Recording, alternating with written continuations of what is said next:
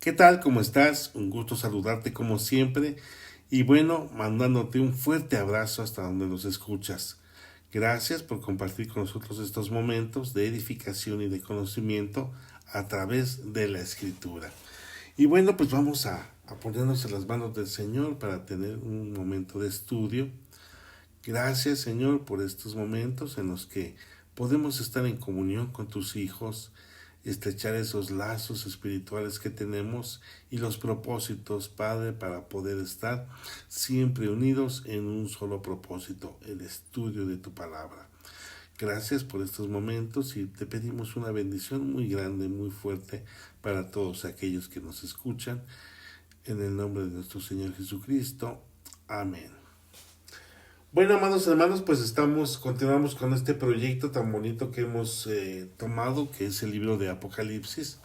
Y la finalidad, hermanos, pues obviamente es no solo el conocimiento, sino la edificación que a través de estos mensajes nosotros vamos a tener de forma particular. Porque aunque bien es cierto, toda palabra es viva y eficaz, entonces vamos a hacerlo una realidad en nuestras vidas. Bueno, pues nos toca el tercer mensaje. Estamos hablando acerca de los mensajes dirigidos a las iglesias y en esta ocasión vamos a ver el mensaje a Pérgamo. Esto lo encontramos en el libro de Apocalipsis, capítulo número 2, versículo número 12 al 17. Escribe al ángel de la iglesia en Pérgamo. El que tiene la espada aguda de dos filos dice esto: Yo conozco tus obras y dónde moras, donde está el trono de Satanás. Pero retienes mi nombre y no has negado mi fe, ni aun en los días en que Antipas, mi testigo fiel, fue muerto entre vosotros donde mora Satanás. Pero tengo unas pocas cosas contra ti, que tienes allí a los que retienen la doctrina de Balaam, que enseñaba a Balac a poner tropiezo ante los hijos de Israel, a comer de cosas sacrificadas a los ídolos y a cometer fornicación. Y también tienes a los que retienen la doctrina de los Nicolaitas, la que yo aborrezco. Por tanto, arrepiéntete, pues si no vendré a ti pronto y pelearé contra ellos con la espada de mi boca. El que tiene oído, oiga lo que el Espíritu dice a las iglesias. Al que venciere, daré a comer del maná escondido, y le daré una piedrecita blanca, y en la piedrecita escrito un nombre nuevo, el cual ninguno conoce, sino aquel que lo recibe. Amén. Bueno, pues estamos viendo aquí el tercer mensaje dirigido a la iglesia de Pérgamo. Y como ya lo hemos comentado, estas 7 iglesias representan los periodos históricos de la iglesia a través de su historia. También, obviamente, es un mensaje muy particular para cada uno porque representa el carácter que cada iglesia tenía, y esto también nos lleva a nosotros a pensar en el hecho de que nuestro carácter puede ser comparado con alguna de ellas. Tenemos que hacer un examen autocrítico en este sentido y que ver que cada mensaje obviamente tiene una particularidad y esa particularidad pues en algún momento puede ser aplicable a nuestras vidas complejas y cotidianas en las cuales nos movemos. Bueno, este mensaje fue dirigido a la iglesia de Pérgamo. Pérgamo era la capital política de la provincia romana de Asia Menor. Cuando Juan escribió este mensaje, Pérgamo ya había sido ciudad capital de la región por más de 300 años. La ciudad era notable por la cultura, la educación, su economía, muy próspera, floreciendo siempre en todo momento. Tenía una de las más grandes bibliotecas del mundo antiguo, con más de 200,000 volúmenes. Además, podemos agregar que fue en esta ciudad donde empezó o donde se hizo el pergamino, ¿verdad? Este pergamino que pues también fue muy útil para realizar las escrituras. Y bueno, pues dentro de todo eso podemos añadirle que era una ciudad extremadamente pagana. Sí, era una ciudad extremadamente pagana porque en la parte superior ella geográficamente Pérgamo estaba en las faldas de una colina, de un monte, y en la parte superior se levantaba una acrópolis. Una acrópolis es un conjunto de edificios y dentro de esos edificios obviamente estaban varios altares dedicados a las diferentes deidades que en ese momento pues la cultura griega ya había impuesto ahí. Es importante señalar esto porque la primera parte nos habla de un trono, el trono de Satanás, ¿sí? Y bueno, el día de hoy vamos a desglosar esto porque la información que hay para este mensaje es bastante y yo creo que esta primera sesión la vamos a tomar como obviamente información muy amplia para que quede muy bien el discernimiento de este asunto. Bueno, mira, vamos primeramente a ver la presentación. Aquí el Señor se presenta como el que tiene la espada aguda de dos filos y dice esto. ¿Cuál es esa espada? Bueno, podemos leer en el libro de Hebreos, en su capítulo 4, versículo 12, lo siguiente. Porque la palabra de Dios es viva y eficaz, y más cortante que toda espada de dos filos, y penetra hasta partir el alma y el espíritu, las coyunturas y los tuétanos, y discierne los pensamientos y las intenciones del corazón. Jesús usará esta espada aguda de dos filos para hacer una separación entre los cristianos de Pérgamo. Como podemos ver, hermanos, la palabra siempre va a ser una confrontación contra nuestro pensamiento, nuestra manera de hacer las cosas y obviamente las intenciones. Esta espada va a separar, corta la constitución que tenemos, cuerpo, mente y espíritu, porque revela nuestras intenciones, nuestras acciones y nuestros pensamientos. Así es pues, hermanos, como la palabra entra a nosotros y siempre nos va a confrontar porque la palabra, al ser la verdad absoluta, vamos a tener siempre esa situación, hermanos. A veces nos vamos a incomodar, pero obviamente la palabra es la palabra y tenemos que hacer caso de lo que está escrito, hermanos. Por eso es importante que estemos muy acordes a que cada vez que tomemos las escrituras seamos capaces de que a través de su espíritu la vamos a entender con la finalidad de guardarla, con la finalidad de obedecerla, con la finalidad de acercarnos más y de ir cerrando esas desviaciones que a veces tenemos en cuestión de desobediencia. Ahora bien, esta presentación nos dice claramente que el Señor viene a partir, a separar. Y déjame decirte esto, la palabra Pérgamo significa mezcla, de cualquier cosa, ¿verdad? Estamos hablando de dos o tres cosas que pueden ser mezcladas y que bueno, ahora el momento es de separarlos. Y dice la siguiente parte, yo conozco tus obras, ¿verdad? Vemos aquí, hermanos, cómo el Señor obviamente conoce absolutamente todo, sabe perfectamente lo que estás haciendo, cómo lo haces y con qué intenciones lo haces. Y obviamente esto es una situación que para nosotros es importante tener porque aquí vamos a ver, hermanos, que todo está sancionado por el Señor. Aunque te escondas de los hermanos, aunque te escondas y andes en secreto haciendo y deshaciendo conforme a tu voluntad, la situación es que el Señor te ve.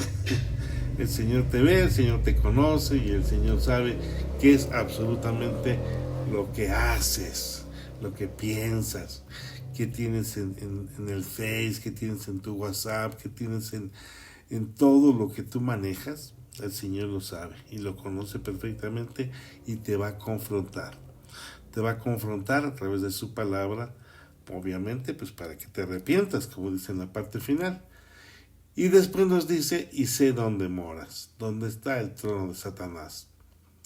Bueno, pues vamos a definir esta primera parte, hermanos, porque me parece bastante interesante que juntos podamos encontrar realmente la intención de este mensaje.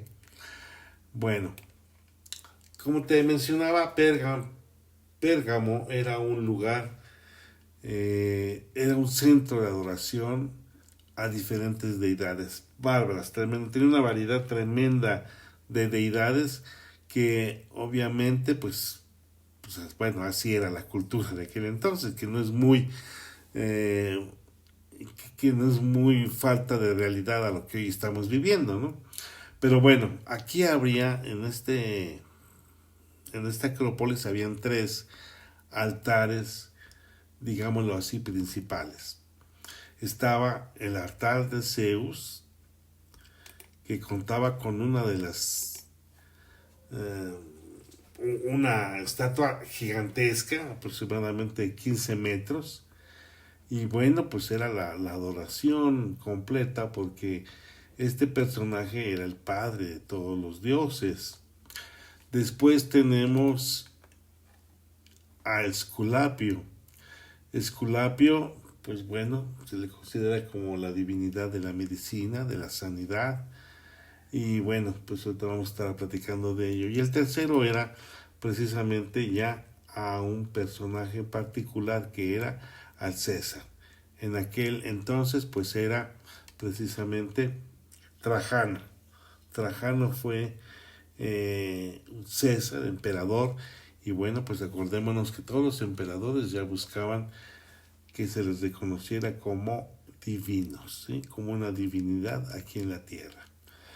Bueno, vamos a hablar entonces ahora de quién es precisamente Satanás y por qué justamente habla de un trono.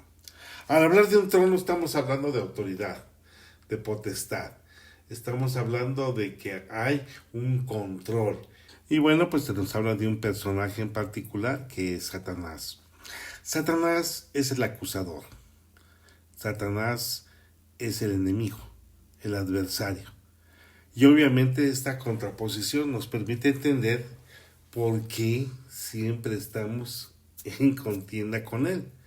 Porque tú al ser hijo de Dios, tú al pertenecer a la familia del Señor, Él obviamente no te quiere, es tu enemigo, es tu adversario y siempre va a estar buscando la forma y la manera de cómo hacer que tú caigas, de cómo tropieces, de ponerte topes y baches para que no avances. Y bueno, mira, algo tan bonito es entender que la palabra del Señor nos permite ir revelando, porque eso es revelación, el Apocalipsis, nos va a ir permitiendo ver cómo es que se dan estas cosas. Vámonos al libro de Ezequiel en su capítulo número 28, hermanos, y vamos a ver qué fue lo que pasó en este sentido. 28:11 dice: vino a mí palabra de Jehová diciendo: hijo de hombre, levanta endecha sobre el rey de Tiro y dile: así ha dicho Jehová el Señor, tú eras el sello de la perfección, lleno de sabiduría y acabado de hermosura. En Edén, en el huerto de Dios estuviste, de toda piedra preciosa era tu vestidura, de cornelina, topacio, jaspe, crisólito, berilo y ónice, de zafiro, carbunclo, esmeralda y oro. Los primores de los tamboriles y flautas estuvieron preparados para ti en el día de tu creación. Tú, querubín grande, protector, yo te puse en el santo monte de Dios. Subraya esta parte porque esto es lo que nos va a dar luz en esto. Yo te puse en el santo monte de Dios y allí estuviste. En medio de las piedras de fuego te paseabas. Perfecto eras en todos tus caminos desde el día que fuiste creado hasta que se halló en ti maldad. A causa de la multitud de tus contrataciones fuiste lleno de iniquidad y pecaste, por lo que yo te eché del monte de Dios y te arrojé de entre las piedras del fuego, oh querubín protector. Se enalteció tu corazón a causa de tu hermosura, corrompiste tu sabiduría a causa de tu esplendor. Yo te arrojaré por tierra y delante de los reyes te pondré para que miren en ti con la multitud de tus maldades y con la iniquidad de tus contrataciones, profanaste tu santuario.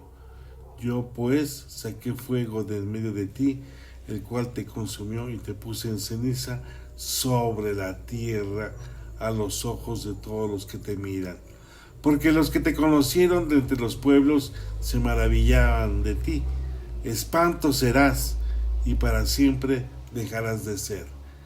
Bueno, pues miren, esta es obviamente una alegoría entre lo que era este personaje del rey de Tiro, pero que hace referencia clara y perfectamente a la creación de este personaje llamado Satanás, un querubín que estaba dedicado al resguardo, a la protección de obviamente del santuario del Señor, del trono del Padre, y dentro de él algo de alguna manera, dice claramente que fue a partir de esa soberbia que empezó a generarse en él, de su hermosura, de su sabiduría, de la perfección con la que fue creado, este personaje empezó a alentar maldad, codiciando en extremo el lugar del propio Señor, codiciando el sitio, el trono, y obviamente generando allí una serie de conspiración tremenda en el cielo que se generó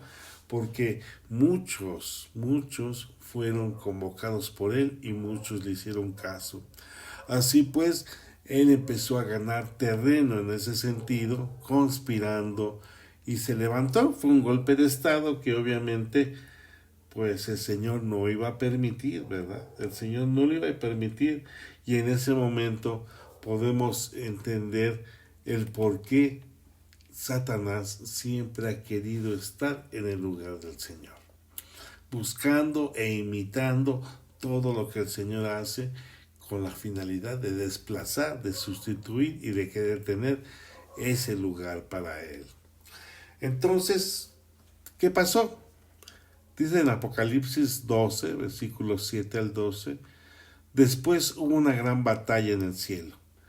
Miguel y sus ángeles lucharon contra el dragón, y luchaban el dragón y sus ángeles. Fíjate, claramente aquí estamos viendo que sí, engañó a bastantes de los ángeles con los cuales quiso hacer este golpe de estado, pero no prevalecieron, ni se halló ya lugar para ellos en el cielo, y fue lanzado fuera el gran dragón, la serpiente antigua que se llama Diablo y Satanás, el cual engaña al mundo entero.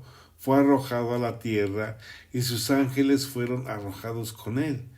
Entonces oí una gran voz en el cielo que decía: ahora ha venido la salvación, el poder y el reino de nuestro Dios y la autoridad de su Cristo, porque ha sido lanzado fuera el acusador de nuestros hermanos, el que nos acusaba delante de nuestro Dios día y noche, y ellos le han vencido por medio de la sangre del Cordero y de la palabra del testimonio de ellos.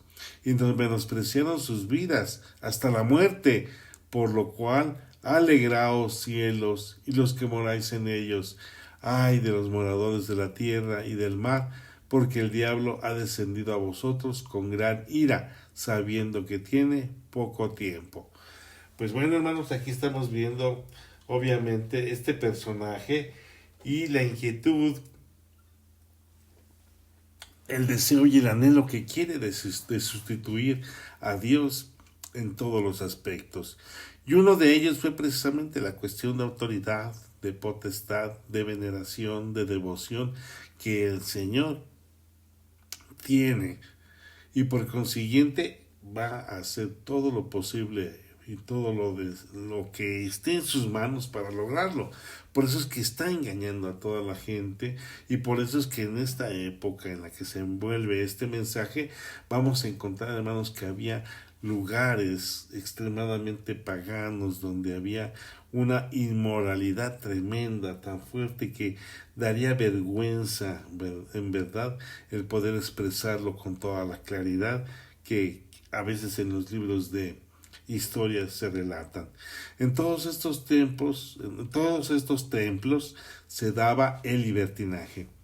Una vez que acababa pues llamarlo así, el tiempo del sacrificio, el tiempo de hacer las cosas como ellos ya lo tenían establecido, ¿verdad? Podemos llamarlo así como el tipo culto, pues se daban a las orgías y se daban a toda la inmoralidad pecaminosa y sexual que te puedas imaginar, porque esto no es nada nuevo.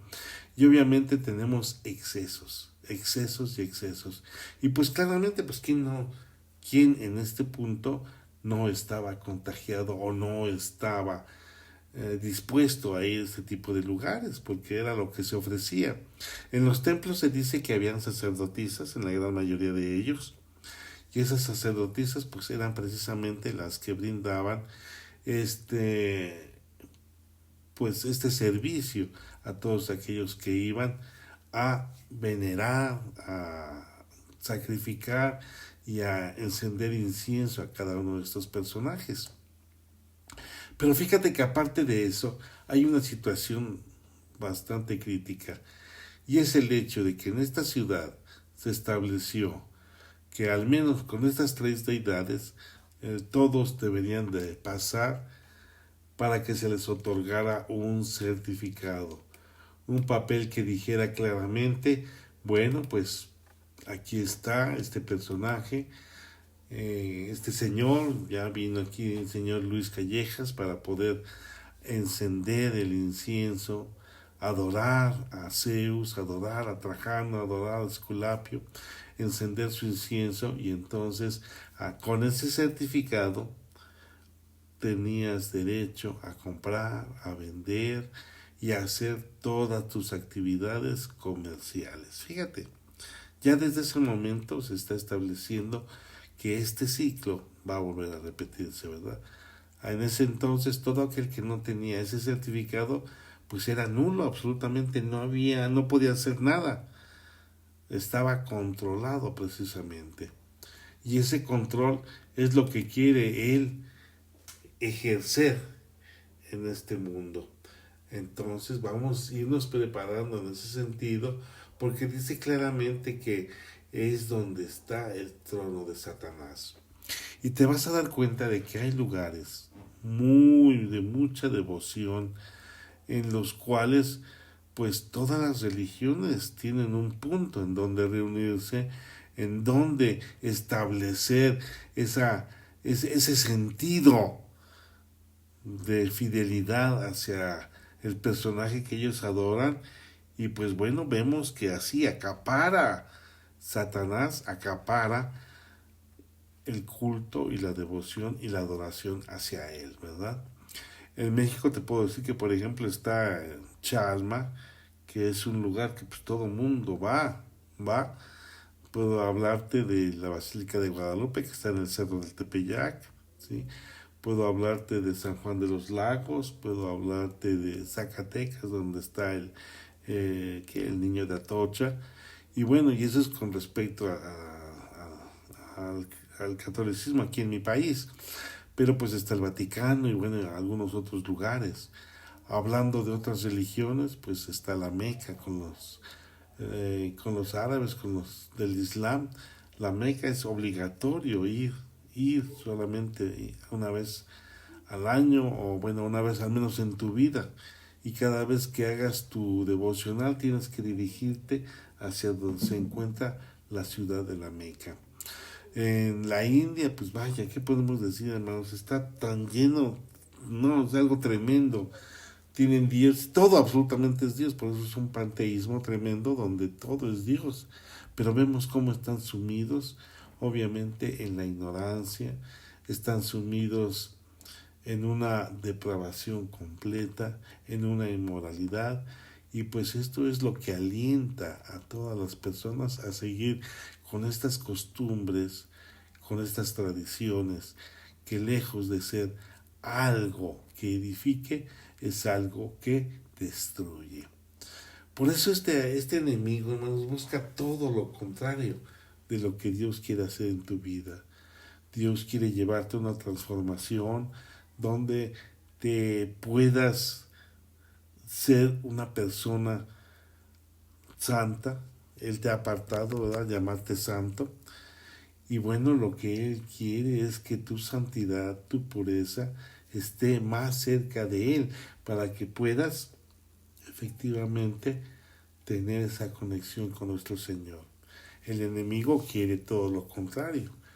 Quiere robarte tu fe, robarte tu economía, robarte tu paz y va a hundirte en el pecado de una manera u otra. Él siempre va a estar buscando la forma, la manera, la estrategia de cómo te va a hundir en el pecado.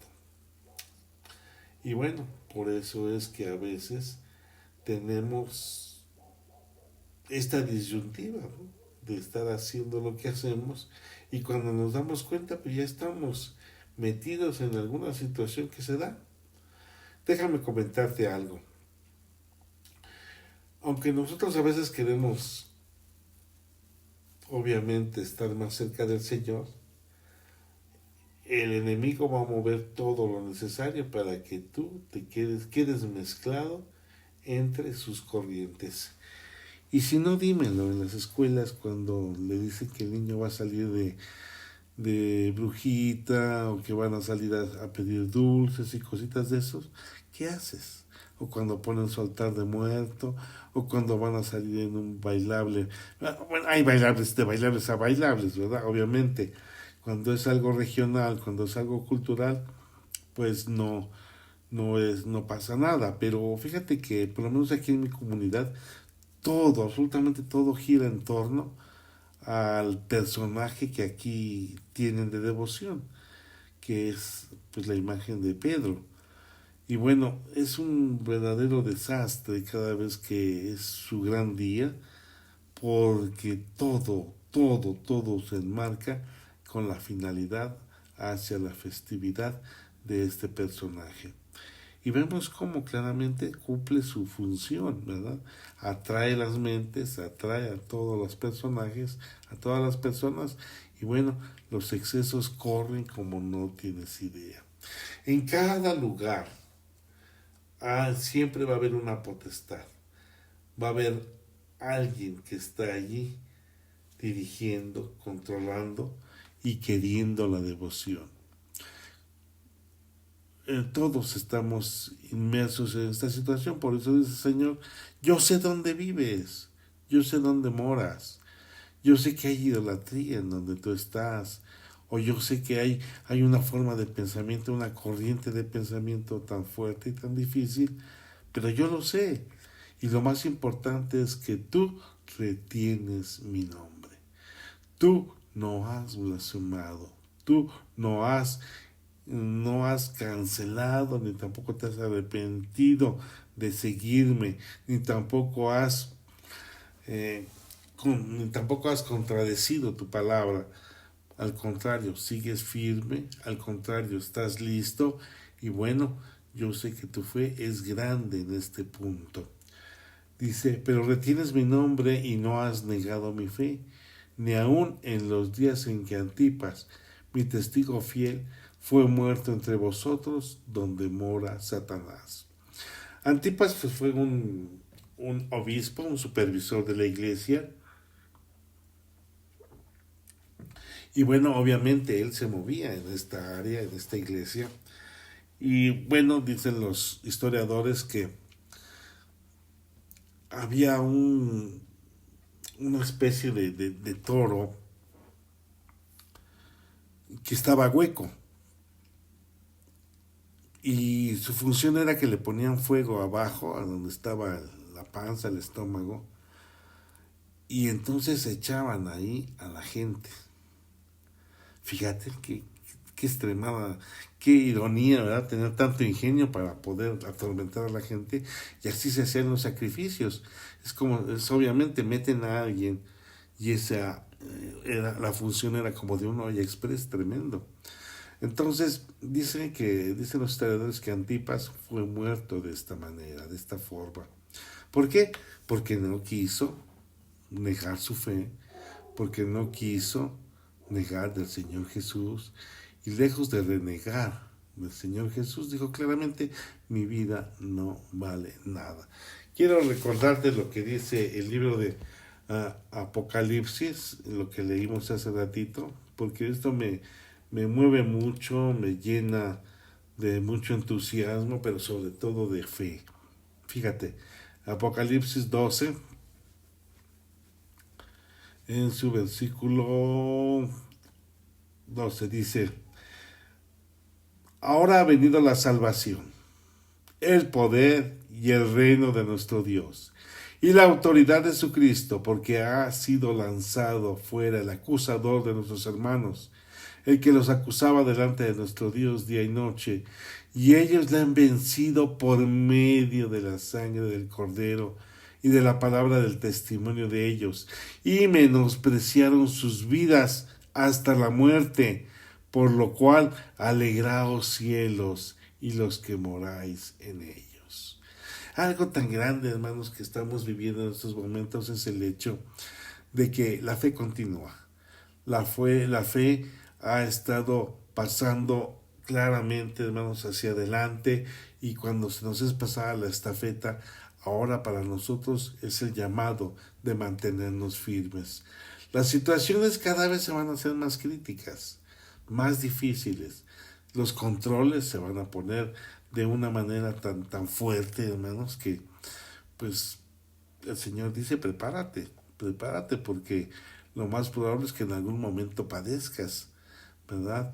Posiblemente alguna vez te vayan a cuestionar.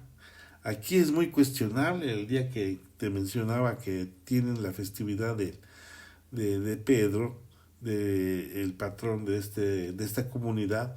Y bueno, es algo terrible, hermanos. Te piden para la fiesta, te piden para esto, te piden para el otro, para los castillos, los cohetes, y bueno, es una verdadera paganidad lo que se vive aquí.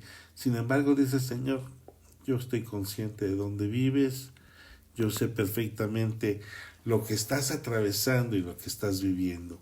Y obviamente esto nos alienta, hermanos. Esto nos alienta porque al final, al igual que la iglesia de Esmirna, podemos entender que dice, tú confía, tú mantente firme, tú debes estar listo porque te espera la corona de vida, la corona de victoria. Tanto que podemos menospreciar, si es necesario, nuestra propia vida. Y así es como el Señor nos separa, ¿verdad?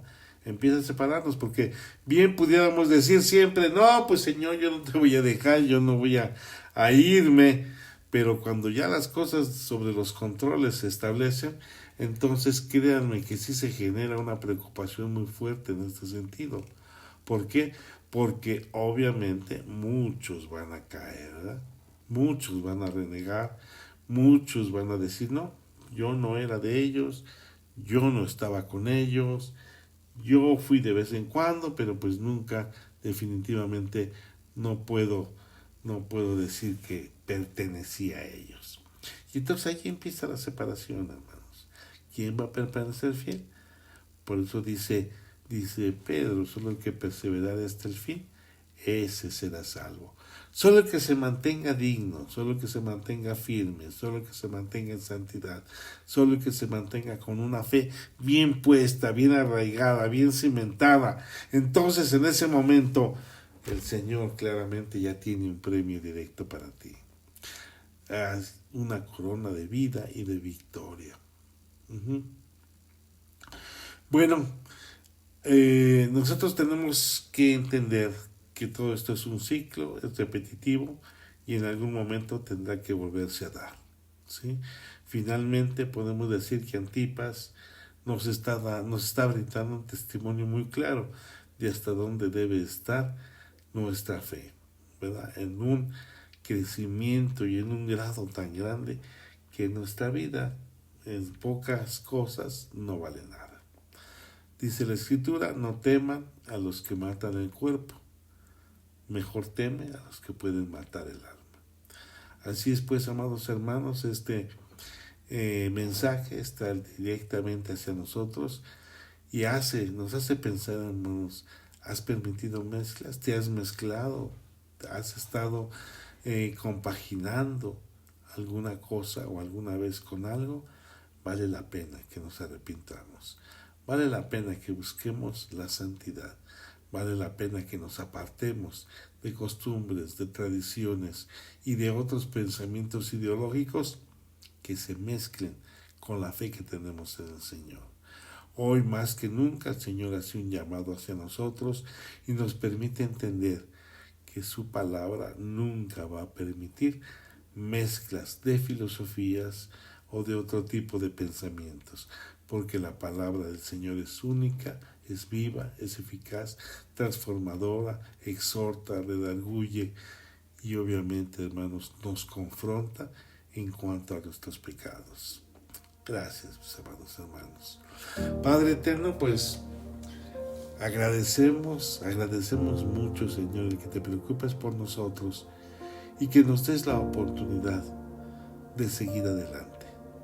Los tiempos cambian y tal vez las formas de presión, las formas de cómo nos obligan a mezclarnos con otro tipo de pensamientos y de costumbres hacen que no nos demos cuenta, Señor. Pero gracias a tu palabra, Padre bendito, hoy podemos decir que tú te preocupas por nosotros, que tú haces cosas maravillosas y dentro de esas cosas maravillosas fomentas nuestra fe, la cimentas, nos das esperanza, nos das, Señor, información. Ahora estamos conocedores de que este ciclo nuevamente se va a volver a repetir, pero estamos preparados, Padre. Tus hijos están preparados, todos estamos preparados para recibirte en el momento que tú vengas y con tu espada separes realmente los que son de los que no son. Gracias, Señor, por estos momentos en los que tus hijos el día de hoy se llevan un mensaje que habla al corazón, un mensaje directo que no redondea nada, simple y sencillamente dice firmes. Estamos firmes, Señor, y no vamos a renegar de nuestra fe nunca. Así como aquellos jóvenes que inclusive fueron echados en los hornos, pero tú, Señor, los cuidaste hasta el fin. Tú, Padre, los cuidaste hasta el fin y por eso sabemos y confiamos plenamente en que esto va a ser así. Muchas gracias, Señor. Bendecimos a tus hijos hasta donde nos escuchan y bueno, les deseamos que siempre vayan hacia la victoria. Somos victoriosos en ti, Señor, y en el nombre de mi Señor Jesús así lo declaramos. Amén. Pues Dios te bendiga, muchas gracias por este tiempo, nos estamos viendo después.